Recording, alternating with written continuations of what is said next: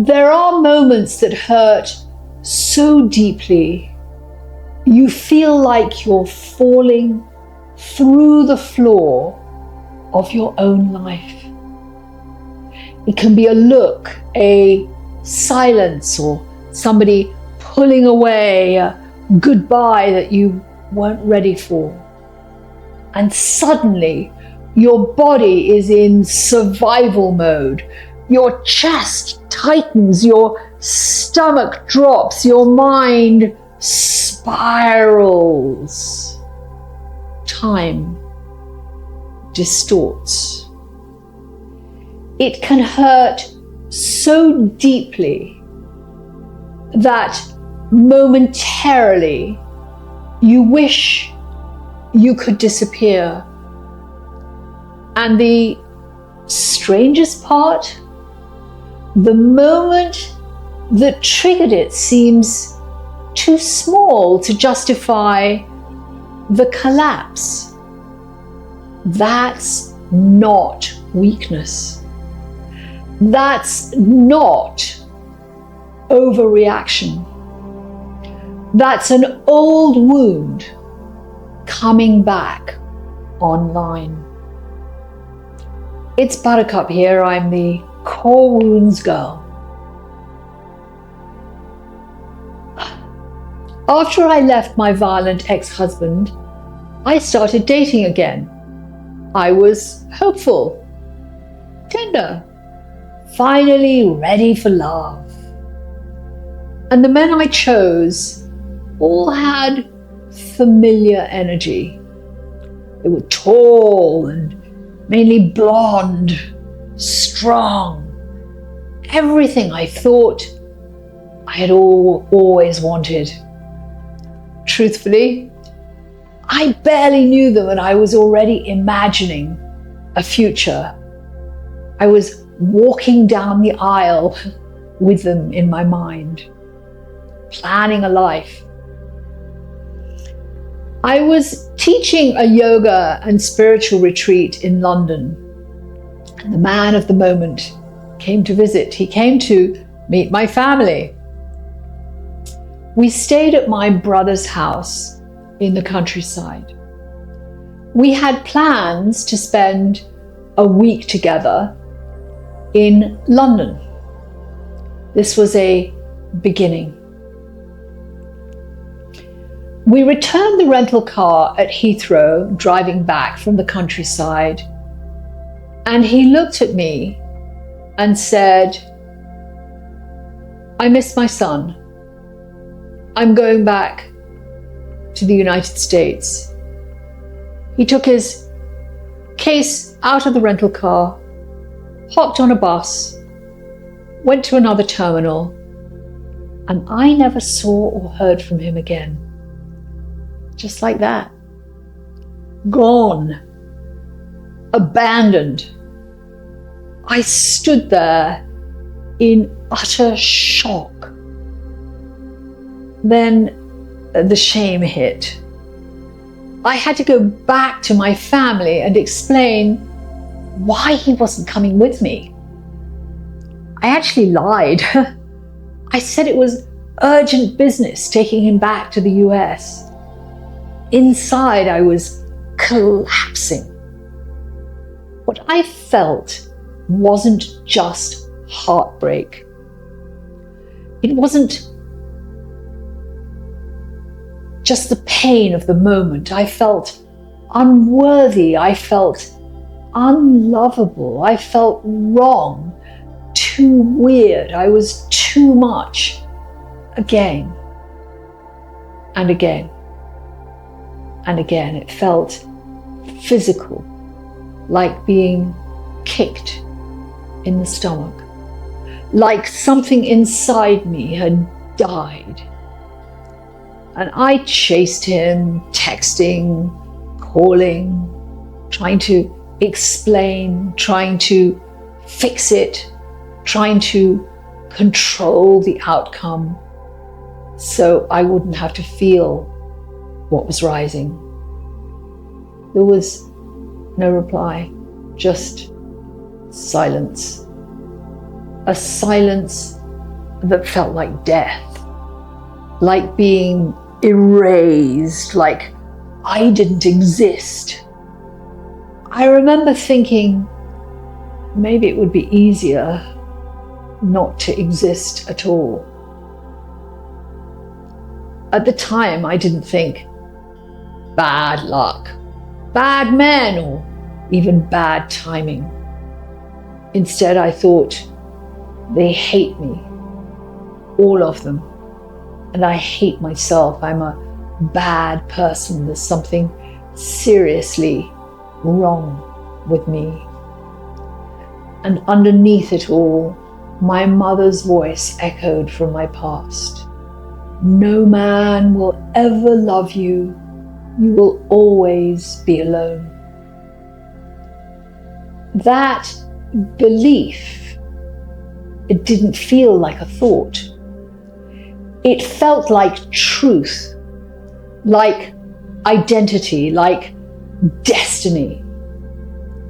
Years later, I finally understood I wasn't reacting to that moment at Heathrow Airport in London. I was reliving an emotional imprint laid down long before. I was re-experiencing my own original incident when I was a tiny child. I was re-experiencing my mother's abuse and abandonment. And it hit me like a lightning strike, igniting the fire of my abandonment wound. The adult moment at Heathrow Airport was a trigger, but the pain was ancient. And this is how core wounds work.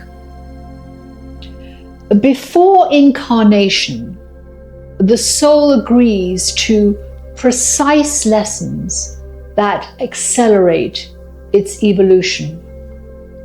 This is not punishment, it's curriculum. It's what we came here for.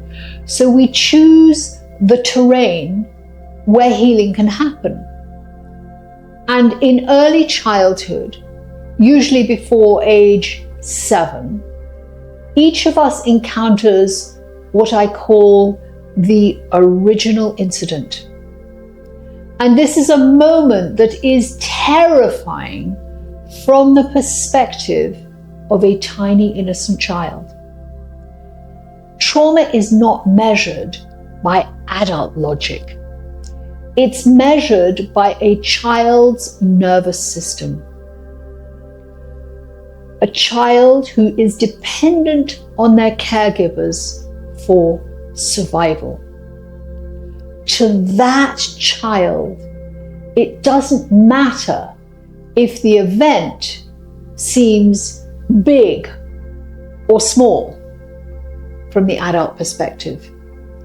It could be violent abuse, or it could be a moment that adults simply dismiss and don't even notice. It can be a father violating safety, or a mother arriving late while a child stands alone, seeing wolves in the shadows, convinced she will be eaten alive. Now, these are different stories, but they have the same nervous system response. Terror, overwhelm, life threat. And in that moment, something crucial happens. The feelings are too overwhelming to process, or the adults can't or won't hold space for the child to process their feelings.